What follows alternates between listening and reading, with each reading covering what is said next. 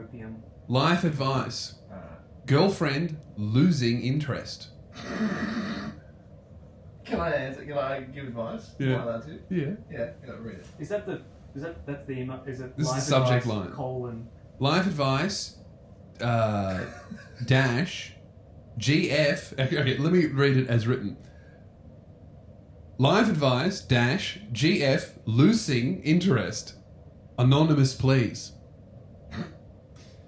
This email comes from Sam. Hey, Lewis. Need some life advice about my relationship. For context, I've been dating my girlfriend now for almost a year. I'm 27. She is 24. We live together at my place. We rarely fight and seem to make time for each other's hobbies and interests. It's been going really well. In the past couple of months, we've had to put down her lifelong dog after 15 years. It's going really well. And a couple of months later, her friend lost her battle with cancer. Man, it's looking up and up. It's getting better and better. Jesus. Both horrible situations, but I've made sure to be there for her and give her space when she really needs it. So what's the problem? She won't fucking get over it? Come on, it's been 2 weeks. Where's my pussy? Recently, I've noticed that she has pulled away quite drastically, making jokes about seeing how long we can last, and telling me that she thinks about our future, marriage and kids, etc. a lot less, but says that she still loves me and cares for me a lot. I'm not sure if I'm just overthinking this whole situation. Part of me thinks she has just switched off from being affectionate with all the trauma and struggles lately, and with time she will start to get back to what it once was. While the other part of me feels like this is a downhill battle and one day I'll wake up and be told it's all over, and has been for a while. We have a holiday booked in 10 weeks. I'm not sure what to do. Refund. Do I keep trying to build this relationship at the risk of it blowing up in my face? Or do I sit back and try to let her make the moves when she's ready? That wasn't very funny. Yeah, that sucks. That's sad. Yeah, that's sad.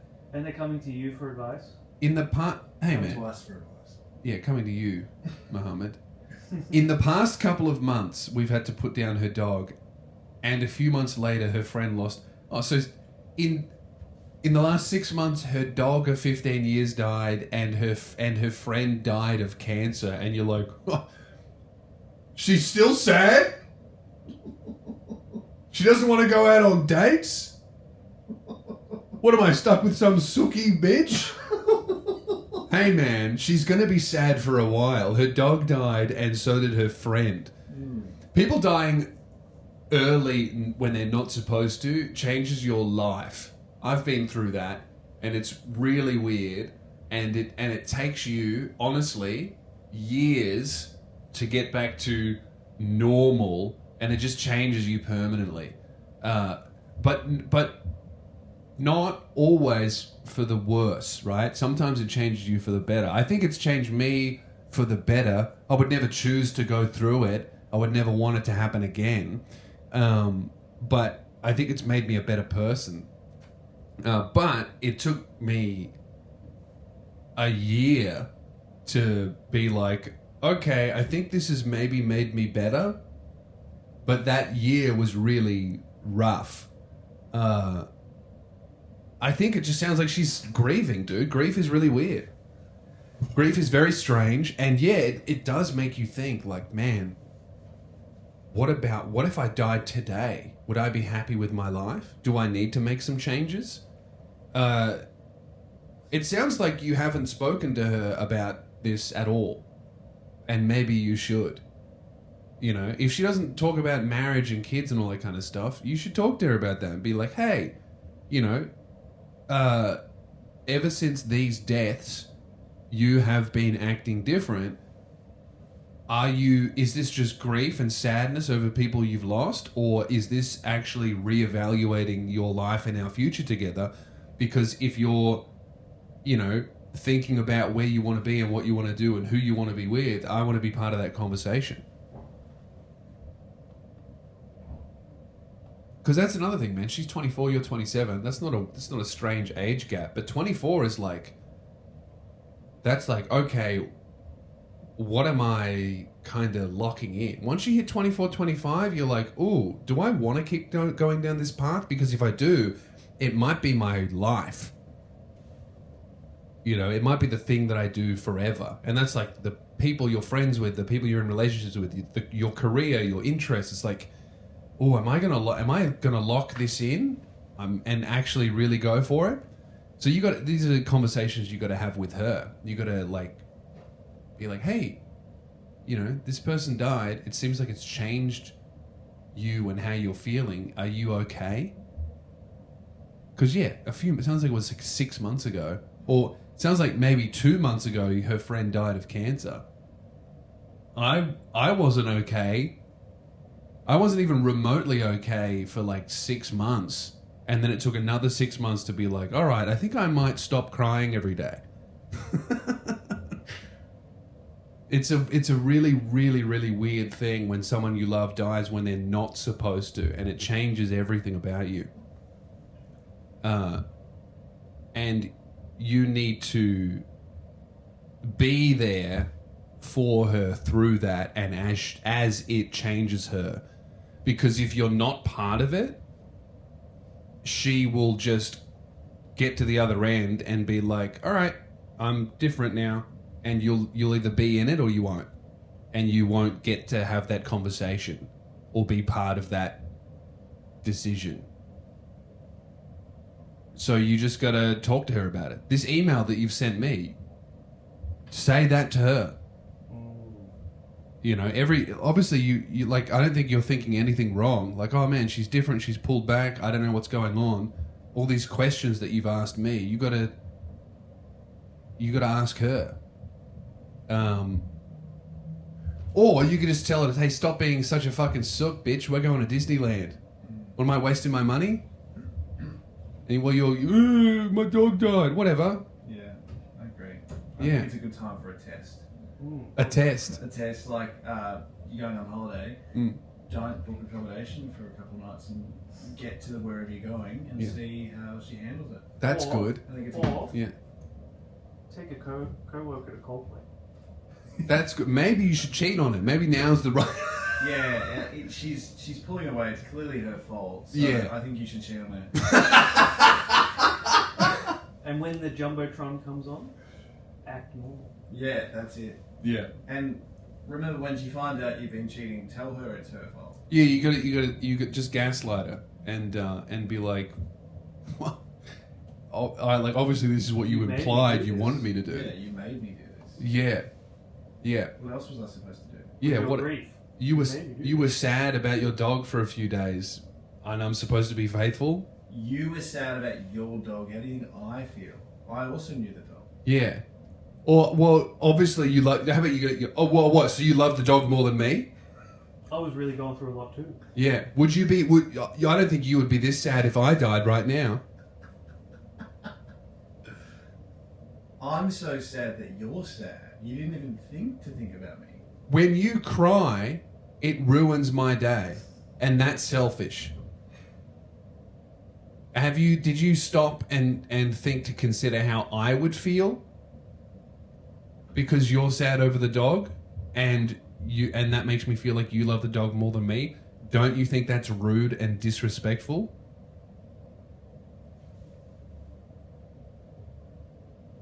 You know what I mean? I think that's good advice. Which bit? The first bit or the second The bit? second bit. I think test her, cheat on her. Where do we think the holidays to? Because I do like the idea of, you know what I mean. What's the worst destination to take your grieving girlfriend to? It's got to be somewhere hot where there's a lot of people in bikinis, where there's temptation on both ends. So you take her to Love Island? Yeah, you take it to like Miami or like Spain or something like that. Keelan's just fantasizing. So I just mean like you just take your girlfriend to a brothel.